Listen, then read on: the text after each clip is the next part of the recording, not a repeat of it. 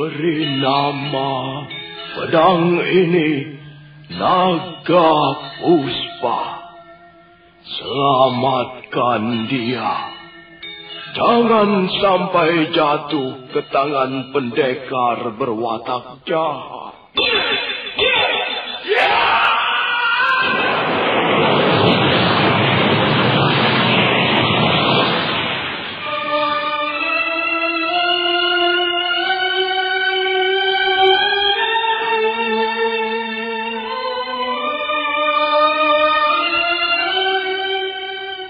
Tutur Tinula.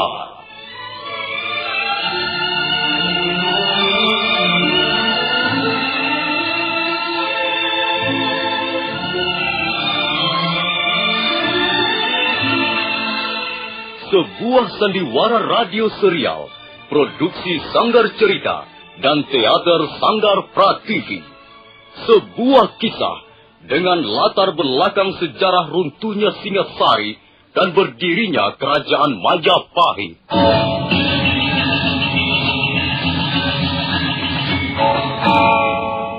Sandiwara ini didukung oleh pemain-pemain radio yang sudah ternama. Ferry Fadli, Ivone Rose, dan Eli Ermawati.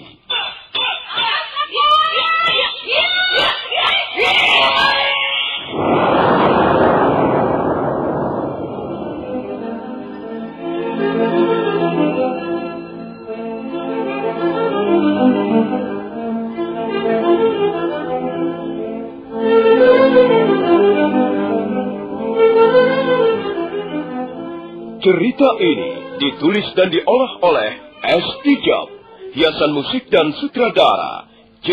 Ispriyonoka. Kali ini mengetengahkan episode ke-9 dengan judul Badai Mengamuk di Atas Kediri.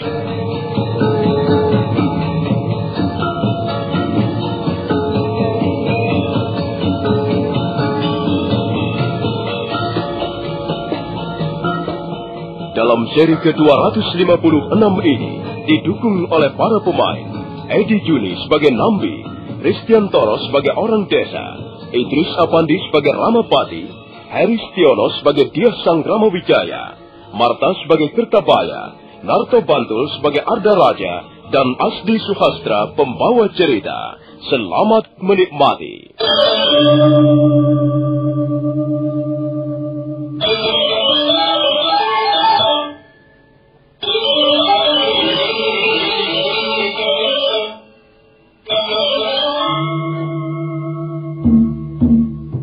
Setelah melihat prajurit-prajurit Kediri kocar kacir, Arda Raja melarikan diri. Malam itu dia bersembunyi di rumah kediaman kepala desa Canggo yang bernama Kertabaya. Dia Sang Ramawijaya dengan didampingi Nambi dan Sang Ramapati, dengan dikawal beberapa puluh orang prajurit Majapahit, mengadakan pengejaran. Mereka tiba di pinggiran desa Canggo. Semula mereka merasa ragu-ragu untuk meneruskan perjalanan. Tapi mendadak, ada seorang warga desa datang memberikan laporan. Hei Pak Tua, siapa kau ini? Mengapa kau kelihatan terburu-buru sekali menemui kami? Ampun Gusti, hamba adalah warga desa Canggo Gusti. Hamba ingin memberikan laporan pada Gusti Sang Ramawijaya. Ya, ketahuilah Pak Tua, yang sedang duduk di atas punggung kuda di antara kami inilah Gusti Sang Ramawijaya. Benar Pak Tua. Apa yang akan kau laporkan padaku? Ampun Gusti, apakah Gusti sedang mencari prajurit-prajurit Kediri yang melarikan diri?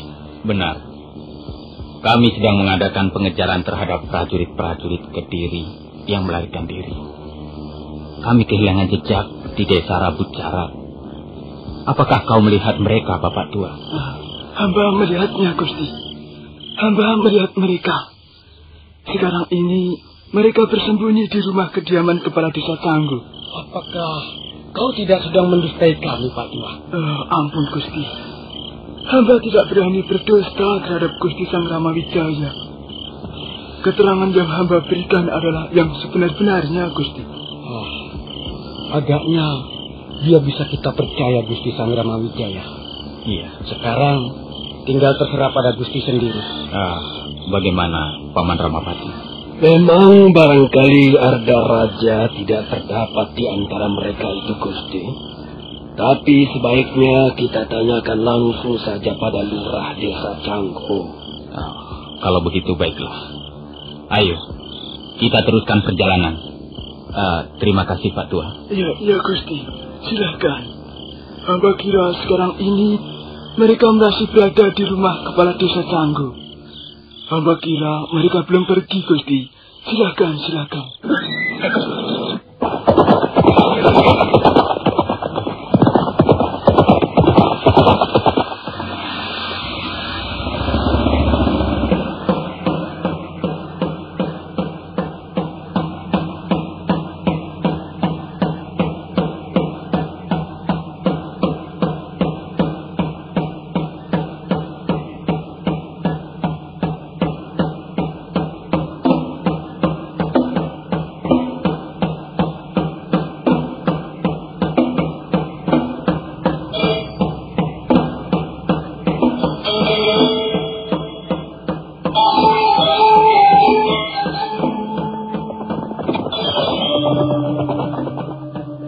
Rombongan Dyah Sangkrama Wijaya segera berkuda meneruskan perjalanannya ke desa Canggo.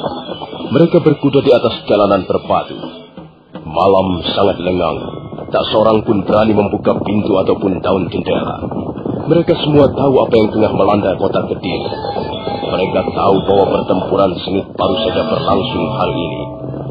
Setelah beberapa saat lamanya berkuda, akhirnya Dyah Sangkrama Wijaya bersama rombongannya tiba di halaman rumah kepala desa Canggo.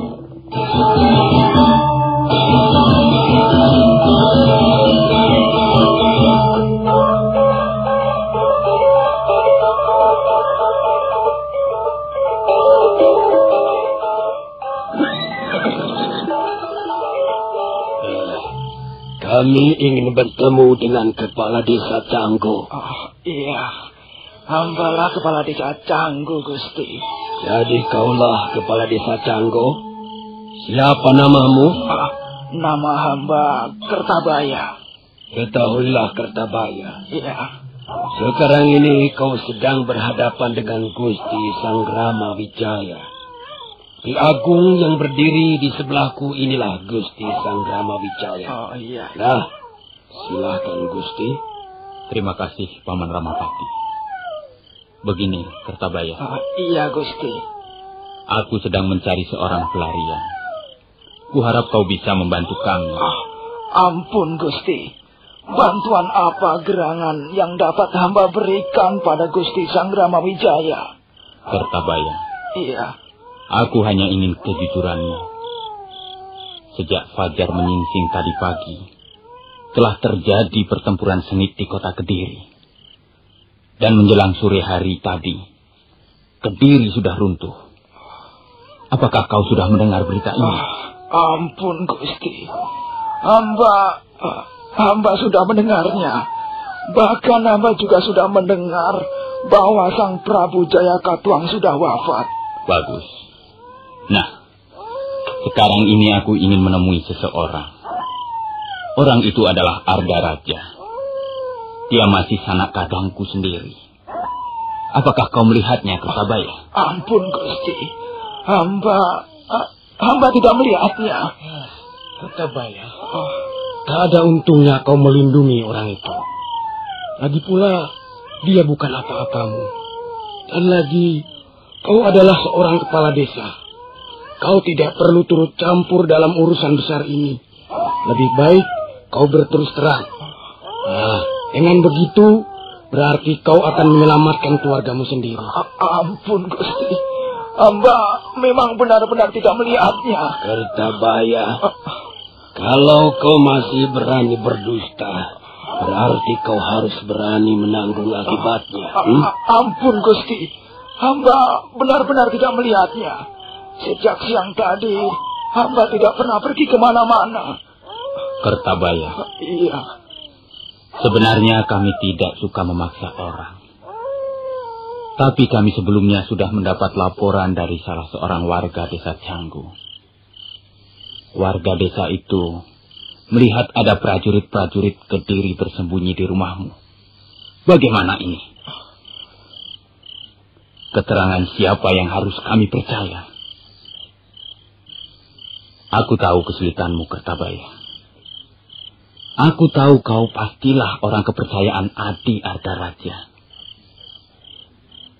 Tapi kau sekarang harus menyadari bahwa junjunganmu itu sudah menjadi seorang pelarian. Tapi terserah padamu. Kau bebas menentukan sikapmu, Kertabaya. Hanya saja, kalau kau mau menuruti nasihatku, sebaiknya kau serahkan Adi Ardaraja pada kami. Tidak ada gunanya kau melindunginya. Rumah sudah dikepung. Tidak seorang pun di antara mereka kami biarkan lolos. Kertabaya, Iya, Gusti. kau harus bisa menggunakan akal sehatmu. Lebih baik kau berterus terang saja. Masuklah ke dalam rumahmu dan panggillah Ardaraja keluar. Katakan bahwa kami semua menunggu di halaman. Sudahlah Kertabaya.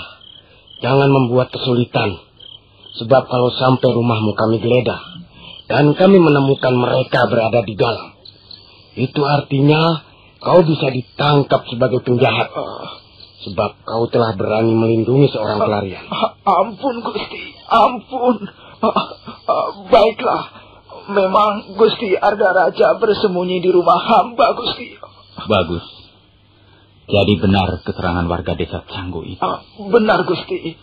Warga desa Canggu itu tidak berdusta.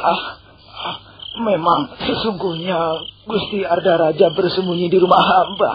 Iya. Kalau begitu suruhlah dia keluar. Katakan bahwa Sang Rama Wijaya menunggu di halaman. Cepat, Kertabaya. Kerjakan perintahku. Baik, Gusti. Ada apa, Kertabaya? Mengapa kau mengganggu istirahatku? Ampun, Gusti. Apa yang ingin kau katakan padaku, Kertabaya? Aku mendengar orang-orang berkuda menuju kemari. Siapakah mereka itu, Kertabaya? Ampun, Gusti Ardaraja. Hamba terpaksa mengatakannya. Mengatakan apa? Apa maksudmu? Gusti Ardaraja ditunggu di luar. Siapa yang menunggu di luar sana? Gusti Sang Rama Wijaya berikut prajurit-prajurit Majapahit. Jadi kau telah mengatakan bahwa aku bersembunyi di sini. Ampun, Gusti. Hamba terpaksa mengatakan, Gusti. Hamba tidak mempunyai pilihan lain. Hamba terpaksa mengatakan bahwa Gusti bersembunyi di rumah hamba. Mereka telah mengancam hamba, Gusti. Dan rumah hamba sudah dikepung prajurit-prajurit Majapahit. Manusia goblok. Kau pun sama dengan kepala-kepala desa yang lain. Kau tidak berani berkorban untuk junjunganmu. Dulu kau selalu memanfaatkan kedudukanku sebagai seorang pangeran Patih. Dan sekarang, setelah aku jatuh begini, kau berubah menjadi seekor tikus setuhuk. Aku sebal melihat tampangmu, Kertabaya. Kepala desa berjiwa tinggi. Nah, rasakan.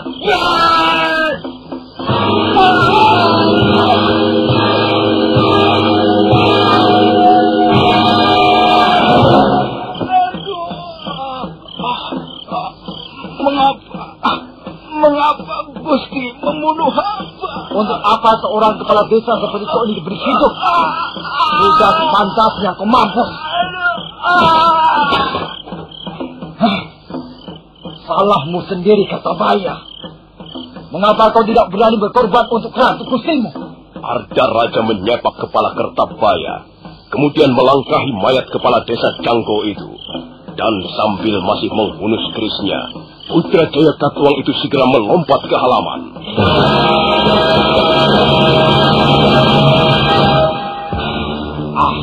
Menyenangkan sekali bisa bertemu denganmu lagi, Kakang Sang Rama Wijaya. Maafkan aku, Adi Ardaraja. Aku terpaksa mencarimu. Bagus. Sekarang ini kau tidak perlu mencari dariku lagi, Kakak. Kau sudah menemukan aku. Lalu apa yang akan kau lakukan, Kakang Wijaya? Bukankah sudah cukup jelas apa yang akan kulakukan, Adi Arda Raja? Coba, aku ingin diperjelas lagi, Kakang Wijaya. Baiklah. Aku hanya ingin mendengar sikapmu, Adi Arda Raja. Kediri sudah runtuh malam ini. Ayahmu Sang Prabu Jayakatwang sudah terbunuh. Prajuritmu sudah kocar-kacir. Dan sebagian besar sudah binasa menjadi korban peperangan. Semula aku sama sekali tidak menduga. Seharusnya kau tidak perlu melarikan diri, Adi Arda Raja. Mengapa tidak perlu? Karena melarikan diri dari peperangan bisa dianggap berjiwa pengecut. Apakah kau tidak merasa malu kepada prajurit-prajuritmu yang terbunuh dan terluka? Aku adalah seorang pangeran Patih, Kakang Wijaya. Aku harus menyelamatkan diri untuk meneruskan tugas-tugasku sebagai seorang pangeran Patih. Jangan berhayal, Adi Arda Raja. Tak ada tugas-tugas yang harus kau kerjakan sekarang ini, selain menyerah dan mengakui semua kesalahanmu. Wah! Kau sombong, Kakang Wijaya. Sudah sejak semula aku tahu bahwa kau adalah orang yang paling sombong jika sedang berada di atas angin. Itulah sebabnya aku tidak pernah menyukaimu, Kakang. Tapi kecurigaanku selama ini selalu mendapat tantangan keras dari Ayahanda Prabu. Aku menyesal sekali mengapa Ayahanda Prabu sampai mengampunimu. Bahkan kemudian memberimu tempat tinggal di hutan tarik yang tersebut sebagai Majapahit itu.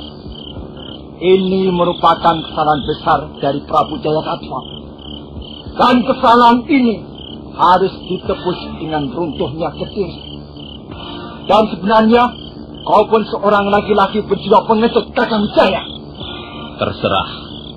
Apa yang akan kau katakan terhadap diriku, Adi Arda Raja.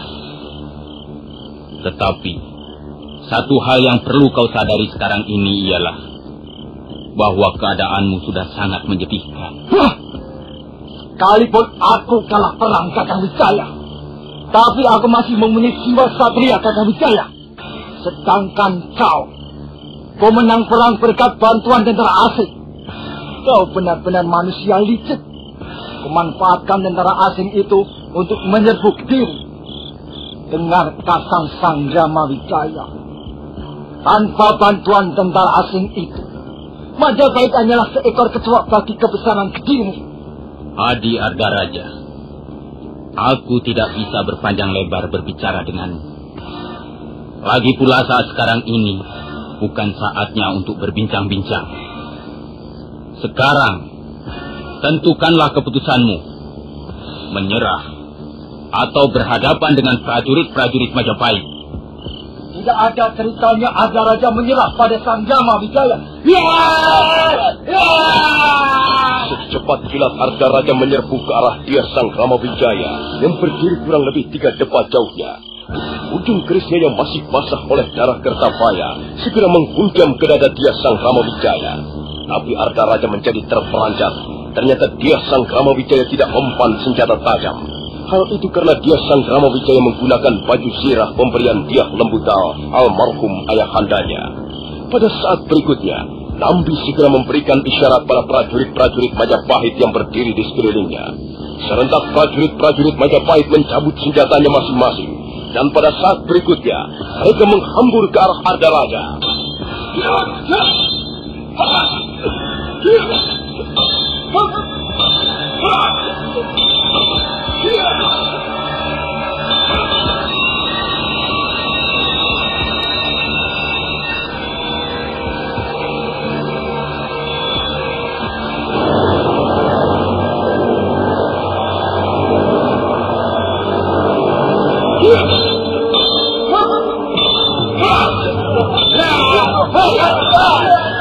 Arda Raja mencari kerepotan mendapat serangan prajurit-prajurit Majapahit yang datang dengan mendadak. Dia berusaha mempertahankan dirinya dengan keris yang masih tergenggam di tangannya. Suatu saat dia merasa terkejut. Wajah Sang Pramowijaya segera memberikan isyarat pada Nambi. Sambil menghunus pedangnya, Nambi melompat ke depan. Dan pada saat berikutnya, pedang Nambi berkelebat di udara. Dan Ardaraja memuntahkan darah segar dari perutnya yang berlubang.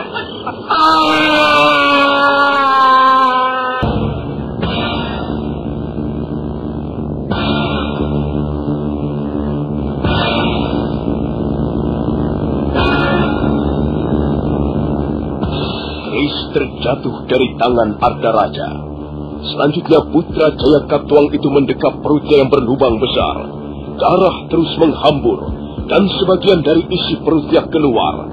Ardaraja terhuyung-huyung sesaat lamanya dan sambil meringis-ringis kesakitan, bekas orang penting kerajaan Kediri itu roboh ke tanah.